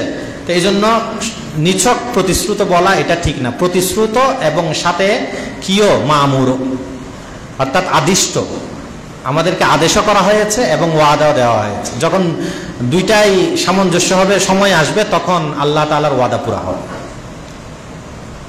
বুঝে আসছে কথা? আচ্ছা, এরপর এই মেহনতটা করা কোন একজন ইমামের, এটা যে আসলে ওয়াজিব আলাল কিফায়া কিংবা ফরজ আলাল কিফায়া, ঠিক আছে? আমার এখানে অনেকগুলো কিতাব আছে, সময় নাই। বাদাইস সানায়ে আছে, ইমাম আবু বকর কাসানী রহমতুল্লাহি আলাইহি, তিনি 587 হিজরিতে ইন্তেকাল করেছেন, অনেক আগে। হানাফি মাযহাবের প্রখ্যাত ফকিহ। ওনার কিতাবের এটা হচ্ছে 5 নম্বর খণ্ড। 5 নম্বর খণ্ডে কিতাব ও আদাবিল কাজী, 438 নম্বর পৃষ্ঠা। সেখানে তিনি লিখেছেন কাজা, কাজী এই সমস্ত বিষয় নিয়ে আলোচনা করতে গিয়ে এরপর বলেন, ওয়ালি আন্না নাসবাল ইমামিল আযম ফরজুন বিলা খিলাফিন বাইনা আহলিল হক। ইমামে আযম মানে আবু হানিফা না, একটা হলো এমনি ইমাম। এমনি ইমাম মানে হলো যিনি নামাজের ইমাম, ঠিক আছে? আর ইমামে আযম মানে হলো যিনি দেশের ইমাম, যিনি রাষ্ট্রের ইমাম, ঠিক আছে? তাকে বলা হয় ইমামে আযম। তুমি বলছো ইমামে আযমকে প্রতিষ্ঠা করা এটা ফরজুন বিলা খিলাফিন বাইনা আহলিল হক, আহলে হকের মাঝে কোনো ইখতিলাফ নাই, এটা ফরজ। তবে ফরজটা হলো ফরজ আলাল কিফায়া। ফরজ কি? আলাল কিফায়া। জানাজা যেমন কি ফরজে কিফায়া, এটাও হলো কি ফরজে কিফায়া, ফরজে আইনা, ঠিক আছে? এটা হলো ফিকহের কিতাবে আছে। আবার ফতোয়া শামিতে আছে ওয়াজিবুন, ওয়াজিব আছে। তো হানাফি মাযহাব অনুযায়ী ওয়াজিব আর ফরজ বিধানগতভাবে অনেকটা এক, শুধু প্রমাণিত হওয়ার দিক থেকে যেহেতু কাতঈ আর কিছুটা জন্নি, এই ধরনের পার্থক্যের কারণে এই পার্থক্যটা করা হয় আর কি। মূলত এমনি বিধানগতভাবে ফরজ ওয়াজিব একই। অর্থাৎ আপনি যেমন এশারের 4 রাকাত ফরজ পড়তেছেন, তো বিতিরের নামাজও পড়তেছেন, নাকি বিতির নামাজ বাদ দিয়ে দিচ্ছেন, ঠিক আছে? মানে বাধ্যবতার দিক থেকে আর কি। ফরজও যেমন কিও বিতিরের নামাজ ওয়াজিব সেটাও পড়তেছেন। অর্থাৎ আমলের দিক থেকে একই, কাছাকাছি। তবে হ্যাঁ, প্রমাণিত হওয়ার দিক থেকে যেহেতু একটু ইহতিমাল থাকে, এই জন্য ফরজ ওয়াজিব হিসাবে তারতম্য করা হয়েছে। কিন্তু অন্যান্য 3 মাযহাব অনুযায়ী তো এই তারতম্য নাই। ওনাদের নিকটে ওয়াজিব বা ফরজ, আর একটা হলো কি সুন্নত মুস্তাহাবি। বুঝে আসছে? ওইখানে মাঝখানে ওয়াজিব নামে কোনো আলাদা কি নাই, প্রকার নাই। আচ্ছা, এইভাবে হাম্বলি মাযহাবের কিতাব হলো এটা লাওয়ামিউল আনওয়ারিল বাহিয়া, আকীদার কিতাব। ইমাম সাফারিনী রহমতুল্লাহ আলাইহি, ইনি 1188 হিজরিতে ইন্তেকাল করেছেন। এইটার দ্বিতীয় খণ্ড, এই দ্বিতীয় খণ্ডের মধ্যে 419 নম্বর পৃষ্ঠা। সেখানে তিনি বলেন যে ক্বালা উলামাউনা কাগাইরিহিম নাসবুল ইমামিল আযম ফরজ কিফায়া। এখানে স্পষ্ট করে কি তিনি বলেছেন। তারপর এটা হলো ইবনুল হুমাম রাহিমাহুল্লাহ, হানাফি মাযহাবের বড় ফকিহ। 861 হিজরিতে তিনি মারা গিয়েছেন। ওনার আল মুসায়ারা আকিদার কিতাব, এখানেও স্পষ্টভাবে তিনি লিখেছেন ওয়ানাসবুল ইমামি ওয়াজিবুন, ইমামকে প্রতিষ্ঠা করা অর্থাৎ রাষ্ট্রের প্রধান হিসাবে আর কি এটার মেহনত করা, এটা হলো কি ওয়াজিব। আমি বিস্তারিত বলার সময় নেই, আজাদ নামাজের টাইম হয়েছে। শারহে আকায়েদে নাসাফি, আপনারা মেশকাত যারা পড়েছেন বা পড়তেছেন তারা পাবেন, এটার শেষের দিকে এই সম্পর্কে আলোচনা আছে। শরহ আকায়েদে 354 নম্বর পৃষ্ঠা। সুম্মাল ইজমা আলা আন্না নাসবাল ইমাম ওয়াজিব, এই বিষয়ে ইজমা হয়েছে যে ইমামকে প্রতিষ্ঠা করা এটা হলো কি ওয়াজিব। ওয়া ইন্নামাল খিলাফ ফি আন্নাহু ইয়াজিবু আলাল্লাহ আও আলাল খালক, তবে ইখতিলাফটা আছে এইখানে যে এই ওয়াজিবটা কি আল্লাহর উপর ওয়াজিব নাকি বান্দার উপর ওয়াজিব। কোথায়? শরহ কায়দা লেখছে, ঠিক আছে। বিদলিলিন সামঈন আও আকলিয়িন ওয়াল মাযহাব আন্নাহু ইয়াজিবু আলাল খালকি সামআন, আহলুস সুন্নাহ ওয়াল জামাআর মাযহাব হলো মাখলুকের উপর ওয়াজিব। আহলুস সুন্নাহ ওয়াল জামাআর হলো কি বান্দাদের উপর, মাখলুকের উপর ওয়াজিব, ঠিক আছে। কিন্তু অন্য বাতিল ফিরকা তাদের নিকটে হলো আপনার মাখলুকের উপর ওয়াজিব না, বরং আল্লাহ তাআলার উপর কি ওয়াজিব। যেমন শিয়া ইমামিয়া, ইসমাইলিয়া, এদের আকীদা হলো ইয়াজিবু আলাল্লাহ, আল্লাহর উপর ওয়াজিব, বান্দার কোনো কিছু করণীয় নেই। যারা বলে বান্দার উপর ওয়াজিব না আল্লাহর উপর ওয়াজিব, ওই যে আল্লাহর পক্ষ থেকে প্রতিশ্রুত, এটা যদি হয় তো তাহলে তো সে শিয়াদের মাযহাব হয়ে যাচ্ছে। বুঝাচ্ছে কথা? তাহলে বান্দার উপরে কি ওয়াজিব, এটা সম্পর্কে কি করা, মেহনত করা, কাজ করা। ইমাম গাজ্জালী রহমতুল্লাহ আলাইহি 505 হিজরিতে ইন্তেকাল করেছেন। ওনার কিতাব হলো আল ইকতিসাদ ফিল ইতিকাদ, আকীদার কিতাব। এই কিতাবের শেষেও তিনি স্পষ্ট আলোচনা করেছেন। তিনি বলেছেন যে আসলেই এই ইমাম প্রতিষ্ঠা করা রাষ্ট্রের প্রধান হিসাবে এইটা, এই বহসটাই আকীদার বহস না, এটা হলো ফিকহের বহস। কিন্তু যেহেতু পূর্ববর্তী সময় থেকে নিয়ে চলে আসতেছে কি আপনার আকীদার কিতাবে, এই জন্য তিনি উল্লেখ করেছেন। তিনিও সেখানে লিখেছেন ওয়াজুব নাসবিল ইমাম, তিনি 2টা মুকদ্দমা কায়েম করেছেন। সেই মুকদ্দমা থেকে তিনি প্রমাণ করেছেন যে ইমামেরকে প্রতিষ্ঠা করা এটা হলো কি ওয়াজিব। বুঝে আসছে? এরপর আমার সামনে আরেকটা কিতাব আছে, এটা হলো আত-তামহিদ, আবু শাকুর আস-সালেমী রাহিমাহুল্লাহ, উনি হানাফি মাযহাবের মাতুরিদি ইমাম, 460 হিজরির পর ইন্তেকাল করেছেন। উনি এখানে খুব সুন্দর চমৎকার আলোচনা করেছেন। তিনি এই বিষয়ে 172 নম্বর পৃষ্ঠায় বলেন ইন্নাল খিলাফা সাবিতাতুন ওয়াল ইমারা কাইমাতুন মাশরুআতুন ওয়াজিবাতুন আলান নাস। বুঝতেছেন তো? খেলাফত এটা প্রমাণিত বিষয়। ইমারত কায়েম করা, ইমারত মানে এই যে ভূখণ্ডে বিভিন্ন জায়গায় এই যে ইমারত কায়েম করা, এটা মাশরুআ ওয়াজিব মানুষের উপর। আন ইয়ারাউনা আলা আনফুসিহিম ইমামান, তাদের বিশ্বাস রাখতে হবে, মত থাকতে হবে, তারা নিজেদের জন্য একজন ইমামকে কি করবে, প্রতিষ্ঠা করবে। বিদালিল কিতাব ওয়াস সুন্নাহ ওয়া ইজমাইল উম্মাহ। এরপর তিনি কিতাবুল্লাহ দলিল উল্লেখ করেছেন, হাদিস উল্লেখ করেছেন। তারপর শেষে বলতেছেন ফাহাদা ইয়াদুল্লু আলা আন্না মান লাম ইয়ারাল ইমামা হাক্কান ফাইন্নাহু ইয়াকফুর।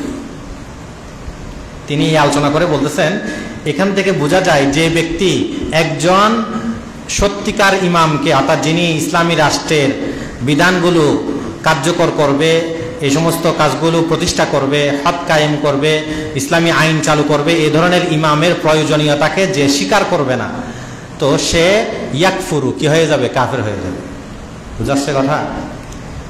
এরকম আপনি আকীদার কিতাবে আরো পাবেন। উসুলউদ্দিন ইমাম আবুল ইউসুফ আল বাজদাবি রাহিমাহুল্লাহ 493 হিজরিতে মারা গিয়েছেন। ওনার উসুলউদ্দিনের মধ্যেও আম্মাতু আহলিল কিবলা হিসাবে উনি উল্লেখ করেছেন এটা হলো ফরজুন আলাল কিফায়া। এই নাসবুল ইমাম এটা হলো কি ফরজুন আলাল কিফায়া, ফরজে কিফায়া। আরো অনেক কিতাবে এই সম্পর্কে কি আছে, আলোচনা আছে। বুঝে আসছে? তো সেই হিসাবে এটার জন্য আমাদের ইমারতের কি করা, মেহনত করা, এটার জন্য কাজ করা, এটা হলো আমাদের এখন প্রধান কাজ। এরপর সময় আসলে বলে দিবে কিভাবে হবে। ঠিক আছে? এই যে 15 বছর বা 10-12 বছর ধরে কতজনে কতভাবে চাইলো হাসিনাকে দৌড়ানোর জন্য, ক্ষমতাকে নামানোর জন্য, কিন্তু কিভাবে যে পালাইছে সেটা কেউ কল্পনাও করে না। তো সময় যখন আসবে তখন এমনিতে আল্লাহ তাআলা কি করে দিবে, রাস্তা তৈরি করতে করতে। কিন্তু আমাদের কাজ যেটা সেটা আমাদেরকে আগে করতে হবে, সেটা হলো মানুষদেরকে তৈরি করা, মানুষের দিলকে তৈরি করা ইসলামের জন্য, ইসলামের বিধানকে কবুল করার জন্য, ইসলামের যত বিধিবিধান আছে এগুলোকে মানার জন্য।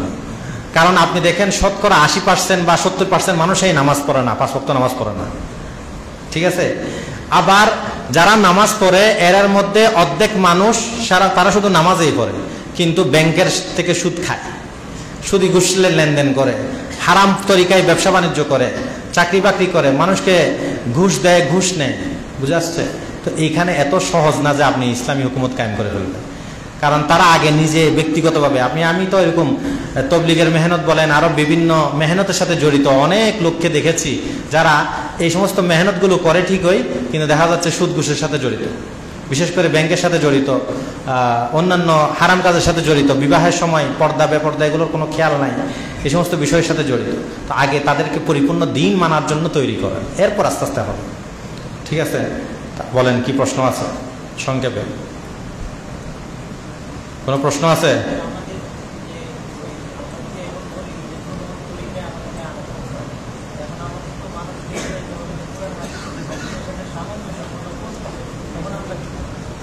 কোনটা বলতে?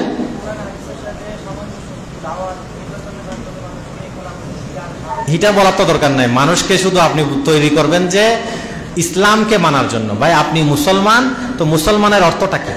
আপনি মুমিন, ঈমান কাকে বলে? ঠিক আছে, ঈমানের জন্য আবশ্যকীয়তা কি, মুসলিমের জন্য আবশ্যকীয়তা কি, ঠিক আছে, ইসলামের বিধিবিধান সমস্ত কি, এইগুলো আপনি বুঝাবেন। কিন্তু কোন পদ্ধতিতে তৈরি হবে এটা আপনার দরকার নাই, এটা সময় যখন হবে তখন হবে। এখন আগে ব্যক্তিগতভাবে পালন করার জন্য তৈরি করেন, রাষ্ট্রীয়ভাবে পালন করার জন্য এখন তৈরি করার দরকার নেই, বুঝা আসছে? হ্যাঁ বলেন। খেলাফত বলতে হয়, খেলাফত আলা মিনহাজি নবুয়াকে বোঝায়, তো তা কতদিন প্রতিষ্ঠিত ছিল? উমাইয়া, আব্বাসী।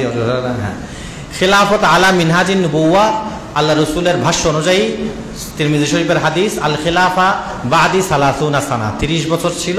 সেই হিসাবে হযরত আলী রাদিয়াল্লাহু তাআলা আনহু এবং কেউ কেউ হযরত হাসান রাদিয়াল্লাহু তাআলা যে 6 মাস এগুলো সহ গণ্য করে মোটামুটি 30 বছর, এটা হলো খেলাফত আলা মিনহাজি নবুয়া ছিল। এরপর থেকে খেলাফত ছিল, কিন্তু আলা মিনহাজি নবুয়া পরিপূর্ণ ছিল না।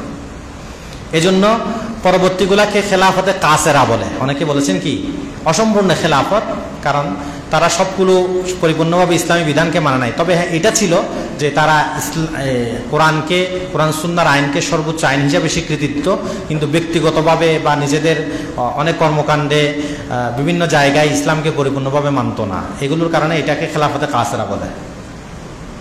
আচ্ছা, আর তার মধ্যে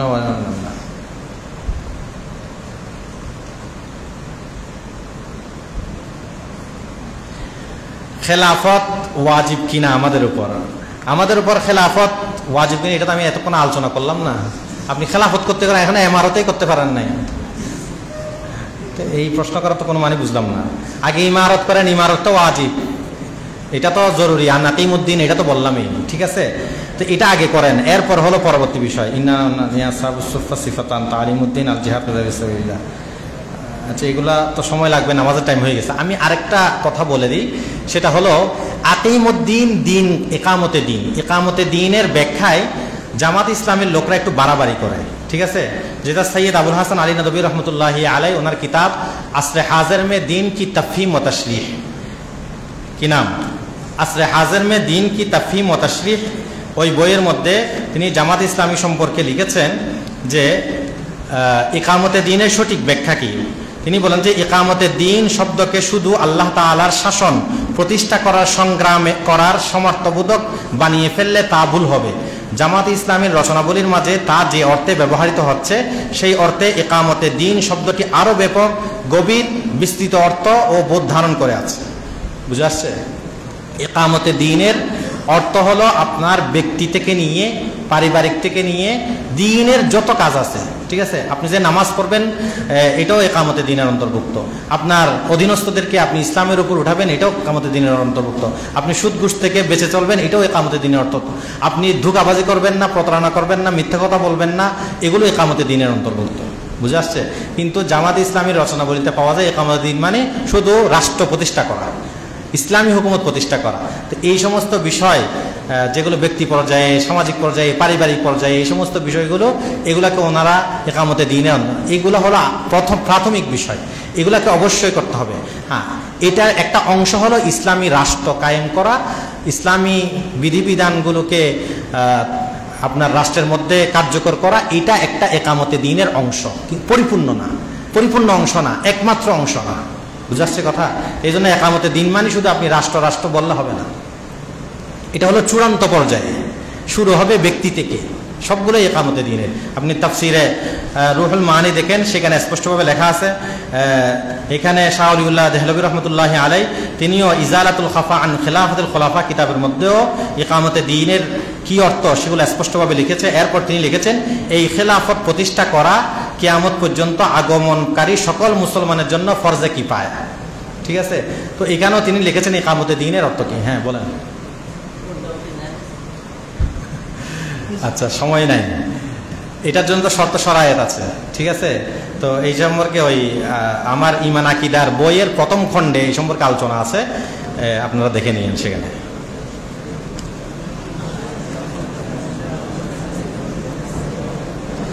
এগুলো ফরজে কিফায়া যদি আদায় করা না হয় তখন এটা কি ফরজ আইন হয়ে যায়, এগুলো ব্যাখ্যা সাপেক্ষে আলোচনা, এগুলোর উসুল জাওয়াবেদ আছে, এগুলো এক কথায় সব কিছু বলা দেওয়া যায় না। আগে নিজের কাজটা করেন, ঠিক আছে, প্রত্যেকেই নিজের কাজটা করেন, সেটা হলে ইকামতে দ্বীনের ইমারত কায়েম করার আগে চেষ্টা করেন, এরপর পরবর্তীতে খেলাফতের চিন্তা করেন। সুবহানাল্লাহ। সময় আছে আপনাদের? হ্যাঁ, না না, এসার পর না, অল্প সংখ্যক লোক যারা করতেছে